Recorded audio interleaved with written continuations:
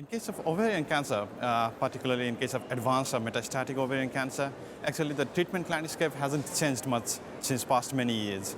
The basic treatment is still the same. It's platinum and taxane combination. So there have been a lot of trials to improve on that, but we haven't had any significant benefit yet, any substantial benefit for the patient. We have had a lot of trials on angiogenesis inhibitors. We have had some trials on intraperitoneal chemotherapy, and we have also some trials on dose-dense chemotherapy. And of course, some immunotherapy trials are coming up. But until now, we haven't made any significant progress on the same platinum-taxane combination that we use, that we have been having since a long time. So we have had quite a lot of negative trials. First, I think we need to define what a negative trial means. So, basically people define negative trial as something that doesn't attain the primary endpoint with relation to the statistical significance of the test. But is statistical significance alone the judging parameter by which we categorize a trial into positive or negative? No, it is not. What is meaningful for the patient should be considered positive, and if it is not meaningful to the patient, it should be considered negative. Now, coming to the negative trials in ovarian cancer, we have had quite a number of negative trials with angiogenesis inhibitors in addition to chemotherapy. So, the question is, why did we have so many negative trials? Because if you have a couple of negative trials, the basic idea is you give up, right? But we did not. We have had quite a number of trials. All of them are negative, but still we are keeping doing the same trials. So the basic idea is we are gaining some advantage in progression-free survival, but we are not gaining advantage in overall survival. So recently we had an example, and we wrote about it in our editorial. The example was from the ICON-7 trial of bevacizumab in ovarian cancer. So the overall survival was negative in the study. It was not significantly improved. But what the study did was they tried to look at a subgroup of high-risk population, and this was not a placebo-controlled trial. And they tried to look at a subgroup of high-risk population and there was survival benefit in that subgroup. And they tried to emphasize on that finding that bevacizumab significantly improves overall survival in high-risk subgroup. But this is just a subgroup finding.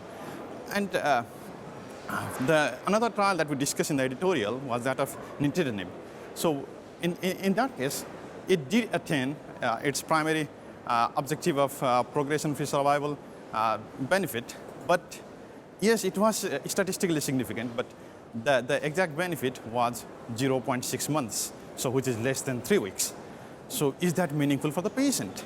So the study reports as if it is a positive study. Yes, it is if you look at the statistics. But is it a positive study from the standpoint of patient benefit? No, it is not. And the funny thing is, if you go and look at the trial that formed the basis for this trial, the phase 2 study, it is in fact negative, statistically negative.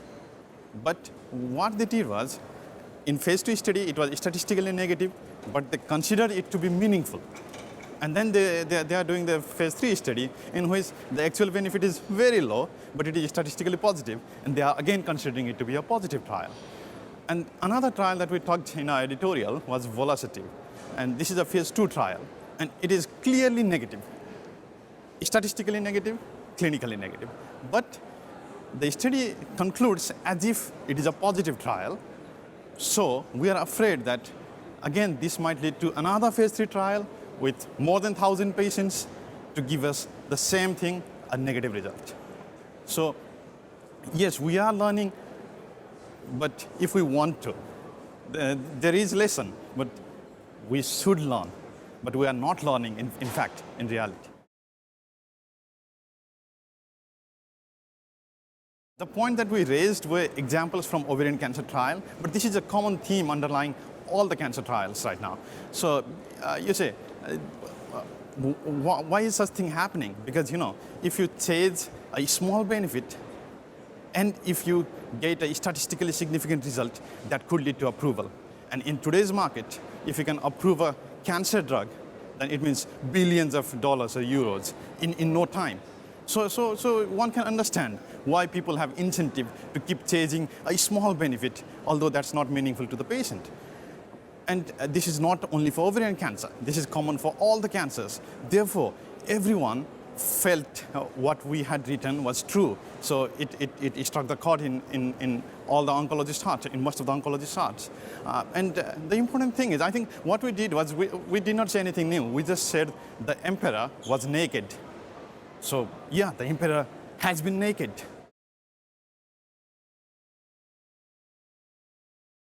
The important message that we'd like to give from our editorial is conducting a phase 3 randomized control trial, or phase 3 RCT, is not a trivial thing.